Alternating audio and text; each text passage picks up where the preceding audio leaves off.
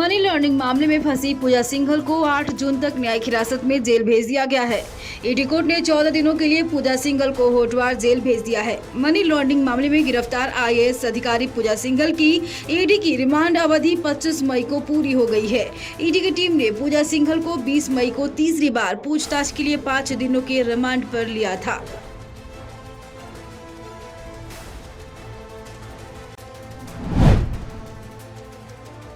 राजधानी रांची में एक बार फिर से ईडी की दबिश देखने को मिली। राजधानी रांची के हरमू स्थित शैलोदय आवास में छापेमारी हो रही है। इस बीच रेड के दौरान एक बार फिर निशिकांत दुबे का ट्वीट आया है। ट्वीट में निशिकांत दुबे ने लिखा है कि प्रेम प्रकाश के यहां आखिर ईडी पहुंच गई। उन्होंने लिखा कि प्रेम भैया झारखंड के खेल के शातिर खिलाड़ी हैं। नेता अधिकारी सब उनकी जेब में है। ट्रांसफर पोस्टिंग बिना इनकी मर्जी के नहीं होता। झारखंड के वित्त मंत्री रामेश्वर उरांव रांची के जगन्नाथपुर मंदिर पहुंचे। उन्होंने मंदिर में पूजा अर्चना के साथ रथ यात्रा की तैयारी का जायजा लिया। मंत्री ने कहा कि कोरोना काल के 2 साल बाद इस बार रथ यात्रा निकलेगी। मंत्री रामेश्वर उरांव ने कहा कि उन्होंने भगवान से राज्य की समृद्धि और राज्य सरकार पर से सभी संकटों को दूर करने की कामना की है।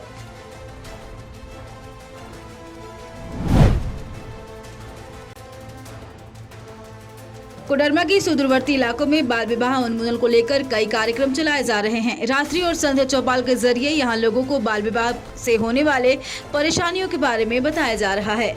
वहीं बाल विवाह से जुड़ी फिल्म दिखाकर लोगों से बाल विवाह रोकने की अपील की जा रही है। जिले में बाल विवाह उन्मूलन को लेकर जिला विधिक सेवा प्राधिकार और सत्यार्थी फाउंडेशन की ओर से संयुक्त अभियान चलाया जा रहा है।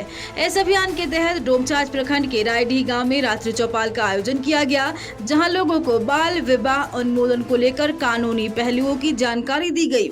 वहीं जागरूकता फिल्म दिखाकर लोगों को इस मुहिम में शामिल होने की अपील की गई और साथ ही बाल विवाह रोकने को लेकर लोगों को जागरूक भी किया गया और बाल विवाह से होने वाले परेशानियों को भी बताया गया।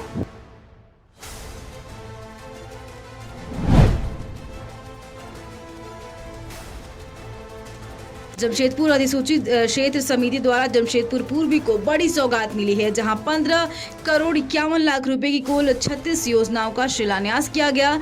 जमशेदपुर सांसद विद्युत वरण महतो, विधायक सरयू राय, विशेष पदाधिकारी कृष्ण कुमार ने सभी योजनाओं का शिलान्यास किया। इस योजनाओं के तहत बस्ती इलाकों में 50,000 पेड़ लगाने की शुरुआत की जाएगी, जिससे पर्यावरण सुरक्षित हो सके।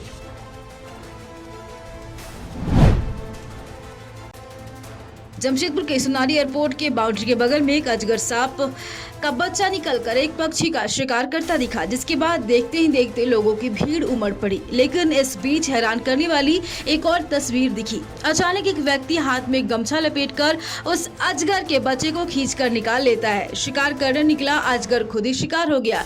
ये व्यक्ति स्नैक कैचर भी नहीं लग रहा था, क्योंकि उसके पास सांप पकड़ने का कोई सामान नहीं था। वह व्यक्ति अजगर के बच्चे से उसका निवाला खींचकर बाहर निकाल देता है और उसे लेकर अपने स्कूटी में ऐसे पकड़कर चल देता है और लोग देखते रह जाते हैं।